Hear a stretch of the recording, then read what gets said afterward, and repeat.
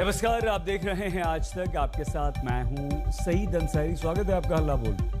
आप जब सड़क से गुजरते होंगे तो आपको अक्सर सड़क पर ही या फिर सड़क के किनारे अतिक्रमण करके अवैध धार्मिक स्थल जरूर मिल जाते होंगे। लेकिन उत्तर प्रदेश में अब धर्म के आड़ में अतिक्रमण और अतिक्रमण के सहारे बेशकीमती सरकारी जमीन पर कब्जा करने का खेल नहीं चलेगा। बताया जा रहा है कि इसे रोकने के लिए योगी आदित्यनाथ की सरकार एक सख्त कानून ला रही है, जिसके तहत 3 साल की सजा का प्रावधान है। मुख्यमंत्री योगी आदित्यनाथ ने उत्तर प्रदेश में अपने अधिकारियों को हाईकोर्ट के आदेश पर अमल करने का बहुत साफ सख्त आदेश दे दिया है। लेकिन सवाल यह कि क्या योगी आदित्यनाथ की सरकार कि ये पहल कहीं राजनीति की भेंट तो नहीं चढ़ जाएगी? कहीं इस पर वोट बैंक की राजनीति शुरू नहीं हो जाएगी? ऐसे कई चुभते हुए सवालों के साथ आज हल्ला बोल में हम बहस करेंगे। लेकिन पहले हमारी ये रिपोर्ट।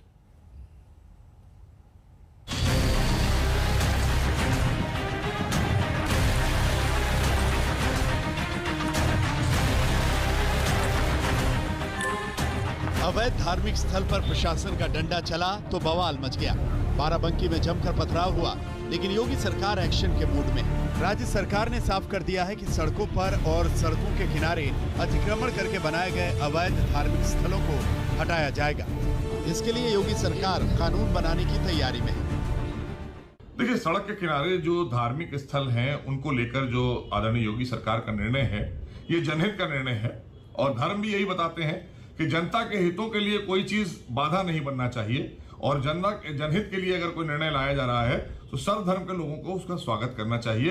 और ये एक ऐतिहासिक फैसला है, क्योंकि 2011 में भी माननीय सर्वोच्च न्यायालय ने भी देश के कहा है कि 2011 के बाद मना कर दिया गया था कि रोड साइड में इस तरह की सार्वजनिक जगहों पर इस तरह के कोई भी निर्माण कार्य नहीं कराए जाएंगे। उसके बाद भी हुए हैं, तो उसकी रिपोर्ट मांग ली गई है सभी जिला अधिकारियों से। 14 तारीख तक वो शासन को रिपोर्ट सौंप देंगे और उससे पहले के जो बने हैं उनको शिफ्ट कर दिया जाएगा, ताकि जनता को कोई परेशानी ना आए।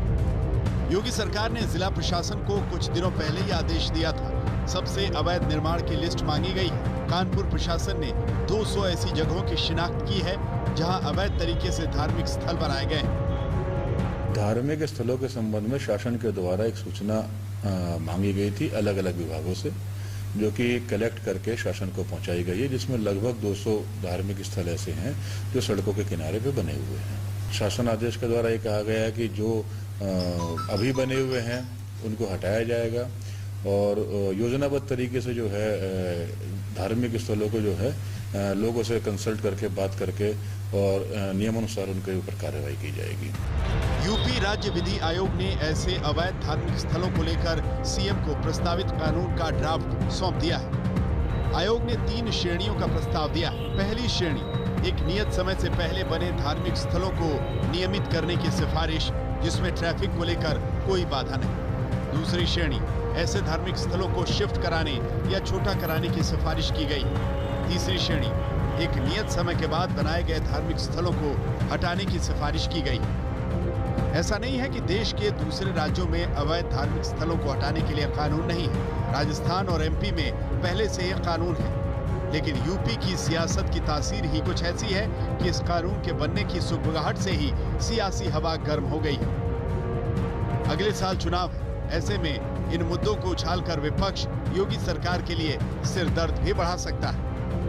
योगी सरकार आगामी विधानसभा सत्र में इस बात का कानून लाने की तैयारी कर रही है कि जो भी धार्मिक स्थल सड़क के किनारे अवैध रूप से बनाए गए हैं उन्हें हटा दिया जाए।